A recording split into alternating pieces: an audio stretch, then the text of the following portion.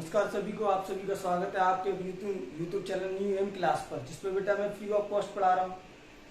तो बेटा आज जो मैं पढ़ाने वाला हूँ वो क्लास 10th की मैथ का लेक्चर जो एक्सरसाइज 1.2 थी, शायद हाँ 1.2 थी या 1.8 भी हो, किसी की में कोई दिक्कत वाली बात नहीं, कोई सी भी एक्सरसाइज हुई उसका मैं फर्स्ट पार्ट एक पार्ट में करा चुका हूँ, एक और आज मैं आज क्लियर कर दूंगा। ठीक है भाई। तो बेटा आप जो भी इस चैनल पे पहले तो जो नया आए हो, नया बच्चा जो भी आए हो, तो पहले आकर इस चैनल को सब्सक्राइब करें और फ्री ऑफ कॉस्ट पढ़े टोटल जितना भी। क्लास 10th की मैथ मैंने स्टार्ट करा दी है और एक सब्जेक्ट और रह रही है बेटा, वो इंग्लिश।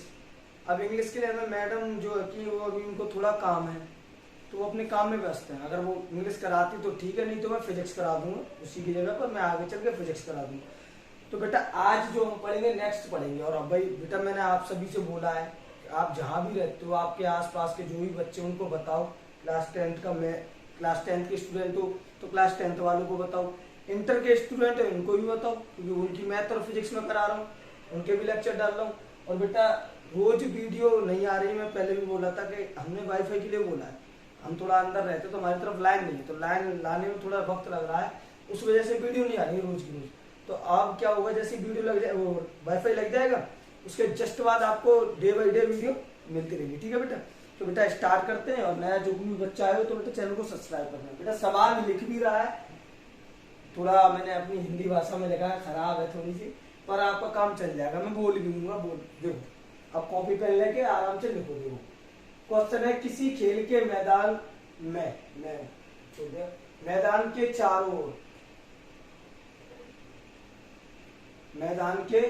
चारों ओर एक वृत्ताकार पथ यानी रास्ता है।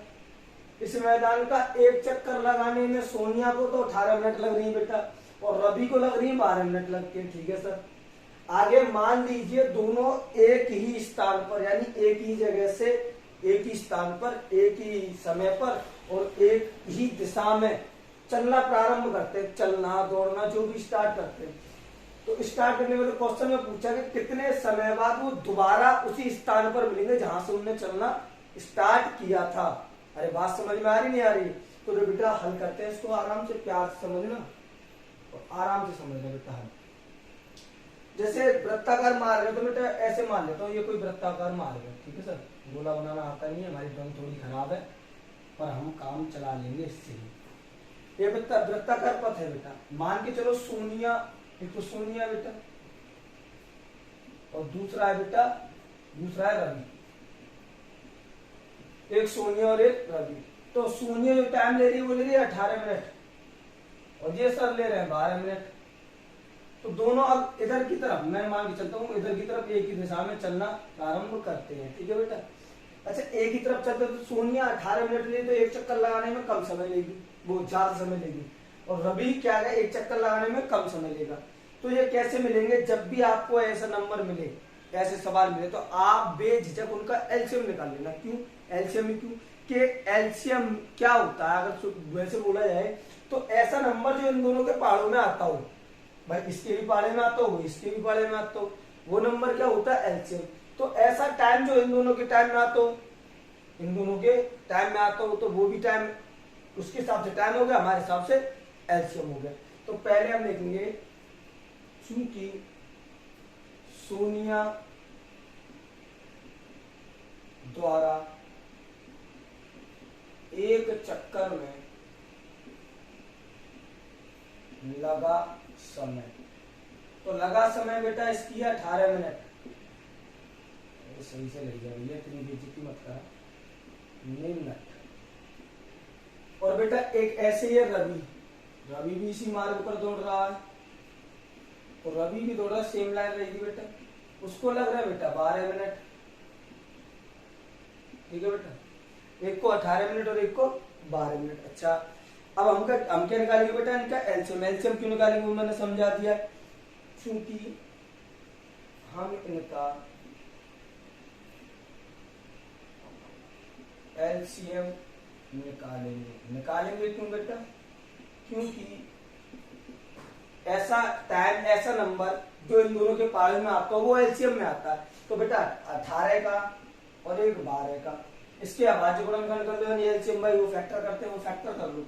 तो 2 से गया बेटा 9 बार फिर 3 से, 3 और 3 से, एक बार ऐसे कर लेना आराम से। अब तो समझ गए होगी क्या बोल रहा हूँ मैं। 2 से 9 बार, 3 से, 3 और 3 से बेटा, एक बार ऐसे 12 के कर लेना बेटा। तो 12 के 2 से 6 बार, 2 से 2 बार, 2 से 3 बार। इसमें 2 गुणा 3 की पावर बननी है बेटा 2, 2 बार है ना 1 2, 2 बार है बेटा। ऐसे यहाँ पर इसमें 2 की पावर बननी है 2 और 3 सिंगल है।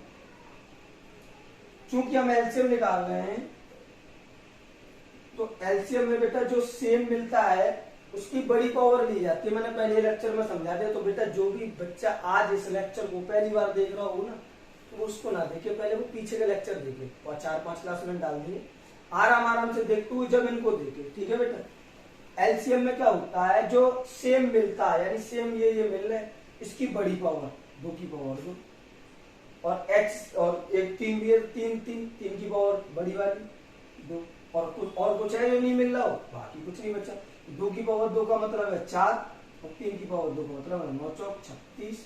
अब 36 क्या चल रही है बेटा, 36 क्या है, 36 भाई सब चीज मिनट में दे रखी है, तो बेटा ये भी क्या होगी मिनट, यानी वो कितनी देर बाद दोबारा उसी स्थान पे मिल जाएंगे। यानी ये दौड़ेंगे, दौड़ने के बाद में 36 मिनट बाद में वो यहाँ पे दोबारा मिल जाएंगे। और देखो ये 36 जो नंबर इसके भी पाड़े में आता है, इसके भी पाड़े में आता है। ठीक है ना, बेटा लिख लो इसे, आगे नेक्स्ट सवाल करेंगे फिर इसके बाद।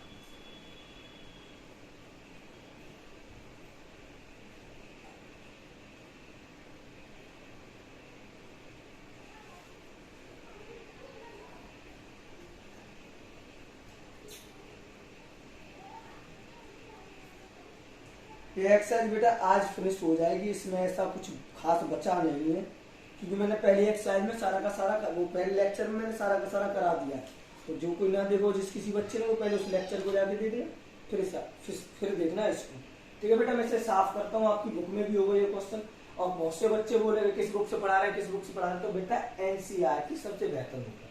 आप एनसीईआरटी कोई सी भी ले लो, और मैं तो कह रहा हूँ हसरूप शर्मा की मिल जाए और राज्य प्रकाशन की मिल जाए, तो वो सबसे बेहतर बुक है, अच्छी बुक है, उससे कर लेना, अच्छा हो जाएगा आपका। ठीक है बेटा, इसको मैं साफ करता हूँ धीरे धीरे और नेक्स्ट क्वेश्चन की तरफ बढ़ते हैं। इसमें अब ज्यादा क्वेश्चन बच्चे नहीं है, अब आगे हम क्वेश्चन करेंगे। और साथ के साथ क्वेश्चन लिखते जाना बेटा, कॉपी पेन लेके बैठा करो। कॉपी पेन से क्या होता है कि साथ के साथ मैं कराता हूँ तो लिखते जाओ आराम से। नेक्स्ट क्वेश्चन है, इसमें क्वेश्चन में बोला है आकृति में x, y के मान बताओ, ऐसा करके बोल दिया। और आकृति बेटा किस टाइप से दी, उनने दी है इस टाइप से, x 3 और यहाँ पर बेटा 105। ठीक है सर, ऐसे फिर 195, सॉरी यहाँ पर 195, 195। फिर यूं करके इसको ये दिए बेटा 3 और इस पे दिए बेटा 22। अच्छा नेक्स्ट, फिर 22 पे दिया बेटा 5 और इस पे दिया बेटा 13। इससे लिख लो, फिर मैं समझाता हूँ आपको, आराम से समझना बेटा। लिख लिया होगा बेटा, चलो बनाते हैं इसे आराम से। देखो ये वाले क्वेश्चन बहुत ज्यादा आसान है, बहुत ही इजी है। कैसे बेटा, ऐसे कि आपको जिसका मान पूछ रहा है उसको ही पकड़ो सबसे पहले। तो यहाँ पे अगर देखा जाए तो किसका मान पूछ रहा है बेटा, बाई का। और बाई कैसे आएगा, इन दोनों का गुणा करके। तो बाई बराबर, चूंकि यह लिखना बाई बराबर जो चीज है हमारे पास 13 गुणा 5, तो 13 का 5 से गुणा कर दो तो 65, यानी बाई बराबर कितना आ गया बेटा, बाई बराबर आ गया 65। यहाँ है ना, बाई बराबर 65 आ गया बेटा।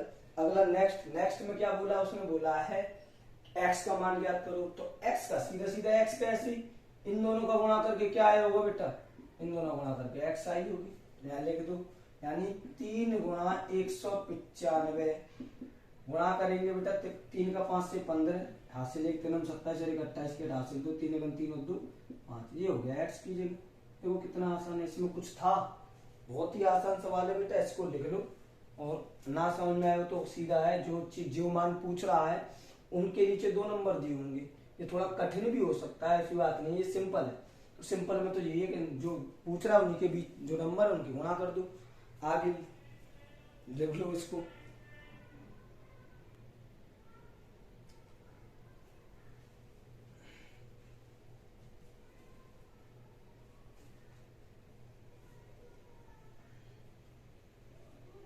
चलो बेटा नेक्स्ट क्वेश्चन की तरफ चलते हैं। अगला ऐसा ये वो भी आकृति, उसमें भी आकृति में एक्स वाई के मान ज्ञात करने हैं। बेटा नेक्स्ट क्वेश्चन थोड़ा अच्छा क्वेश्चन है। क्वेश्चन दिया है बेटा एक्स और फिर उसने बोला है यहाँ नीचे है 2 गुणा 2 कोष्टक में कितना है सर 3381, फिर 3 इसका 22 और कौन है यहाँ पर 7 161 7 161 और एक और दिया लास्ट 7 और इधर दिया बेटा जेड। और इसमें जो मान पूछे आकृति में एक्स वाई और एक और है कॉमा जेड। यहाँ लिख देता हूं मैं एक्स वाई कॉमा जेड के मान बताओ आकृति को देखकर। तो आप कर दोगे आराम से, अरे हाँ या ना कर दोगे ना आराम से। तो बेटा आराम से करते हैं, क्या दिक्कत है। देखिए हल हल कैसे होगा बेटा, पहले हम करते हैं नीचे से यहाँ से। तो यहाँ मुझे मालूम है कि ये जो नंबर आया है वो इन दोनों की वजह से आया है, यानी इन दोनों का गुणा करके बेटा। अब गुणा करके आया है तो बेटा इन दोनों का मैं गुणा करूंगा 7 गुणा जेड बराबर है 161। 161 आया बेटा 7 गुणा में है जेड के, तो उधर किस में जाएगा, समीकरण है एक तरह से छोटा वाला, तो उधर किस में जाएगा बेटा, उधर जाएगा भाग में। तो जेड बराबर जो वैल्यू निकल गई 161/7, 7 से डिवाइड करो बेटा, 7 दूनी 14, 2 बचे 21, 7 से 21, तो एक आंसर तो आपका आ गया। देखो आराम से। नेक्स्ट तथा अब यहां मालूम है इसका गुणा कर इसका गुणा करके वाई होगी। अब वाई जो नंबर है वाई निकल के आया होगा, तो वाई बराबर कैसे निकल के आया होगा 7 × 161, ठीक है ना। गुणा करेंगे बेटा तो वाई बराबर क्या निकल के आएगा 7 × 1 = 7, 7 × 42 की 2 हासिल 4, 7 × 7 = 4, 1127। अरे ठीक है बेटा 1127। अब लास्ट नंबर रह गया एक्स। तो एक्स आप देखो कितना सिंपल है, इन दोनों का गुणा करो यहाँ लिख दो। तो गुणा करेंगे तथा और लिख दो यहाँ पर एक्स ऐसे आया होगा 2 को गुणा 3381 से करके। अगर मैं 2 का गुणा या 3381 कर दूंगा तो 2 × 2 2 8 16 की 4 से 1 2 3 6 और 1 7 2 3 6, ये हो गया बेटा एक्स की जगह। देखो कितना आसान है बेटा, बहुत आसान है ना। तो बेटा इसमें ये लास्ट सवाल ऐसा है। अब मैं थोड़ा तुम्हें वैसी चीज समझाता हूँ, इसे लिख लो फिर आगे देखते हो बेटा, ठीक है। लिख लो जल्दी से।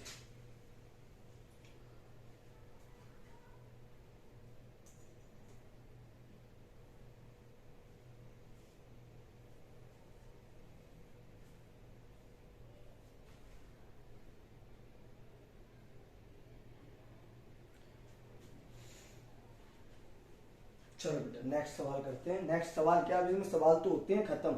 मैं थोड़ा आपको कुछ समझाना चाहता हूँ, वो समझ लेना फिर आगे हम करेंगे, ठीक है बेटा। चलिए समझिए।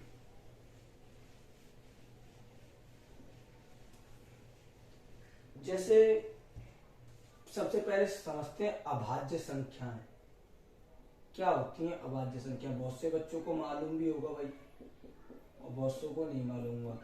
प्राइम नंबर बोलती है इंग्लिश में। इंग्लिश से तो हमें कोई मतलब ही नहीं, क्योंकि हम यूपी बोर्ड के बच्चों को पढ़ा रहे हैं, इस वजह से।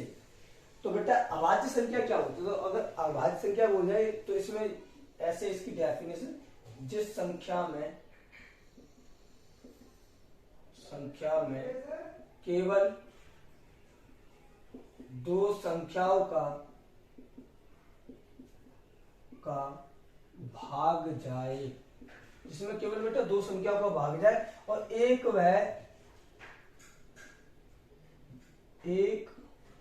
वह स्वयं हो। ये बात और लिख दूंगा, एक वह स्वयं हो। जैसे एग्जाम्पल से समझते हैं, बहुत आसान है।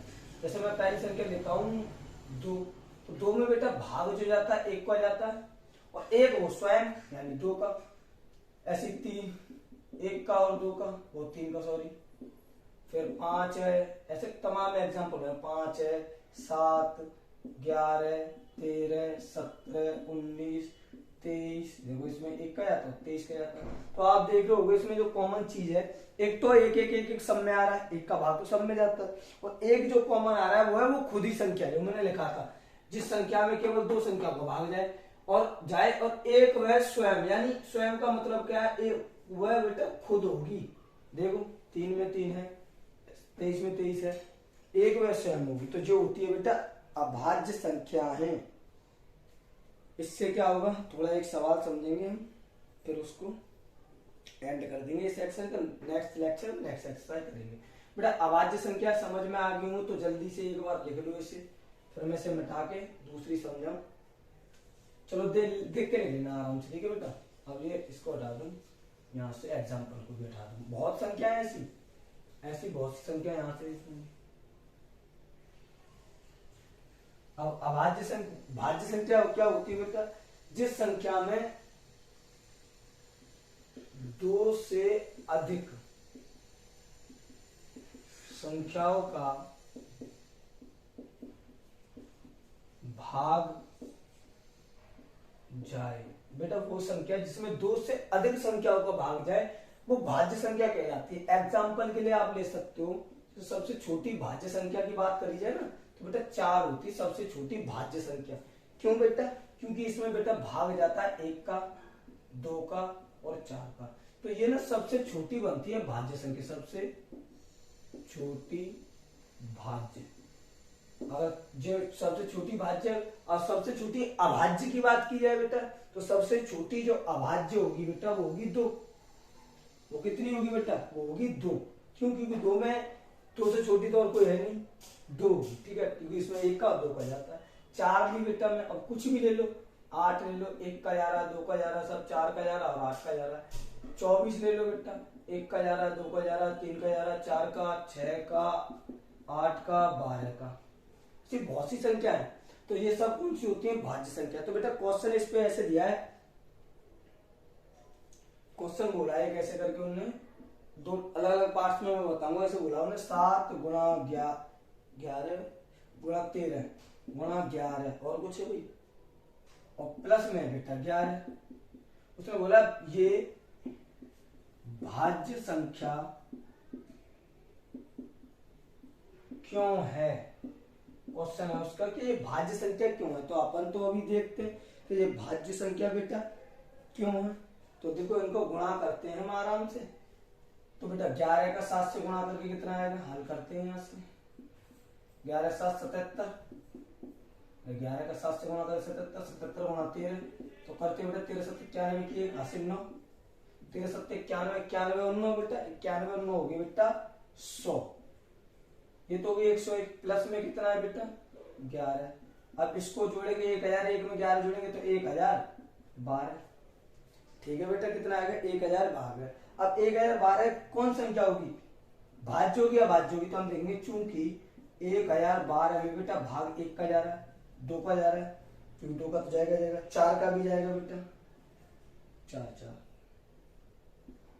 और 8 का भी जा सकता है, और इसके आधे जो होंगे और भी बहुत नंबर होंगे बीच में, पर मैंने क्या बोला, भाज्य संख्या होती है, 2 संख्या से अधिक संख्या को भाग चले तो 2 से तो अधिक चला ही गया, तो ये भाज्य में भाज्य की कैटेगरी में तो आई गई बेटा। अरे हाँ या ना भाई, भाज्य की कैटेगरी में तो आएगी। अब तमाम संख्या को भागा जाएगा, उससे हमें क्या मतलब है। तो चूंकि इसमें तमाम संख्या को भागा जाता है, यह भाज्य संख्या। अब ये पूछ रहा नहीं था इसलिए भाज्य संख्या क्यों है, वो इसलिए है क्योंकि इसमें तमाम संख्याओं का भाग जा रहा है, और जिसमें बहुत सी संख्याओं का भाग जाता है वो भाज्य संख्या होती है। ठीक है बेटा, एक आप चेक करना है, ऐसे मैं लिख देता हूं, इसको लिख लो, जल्दी से लिखना बेटा, जल्दी स्पीड में।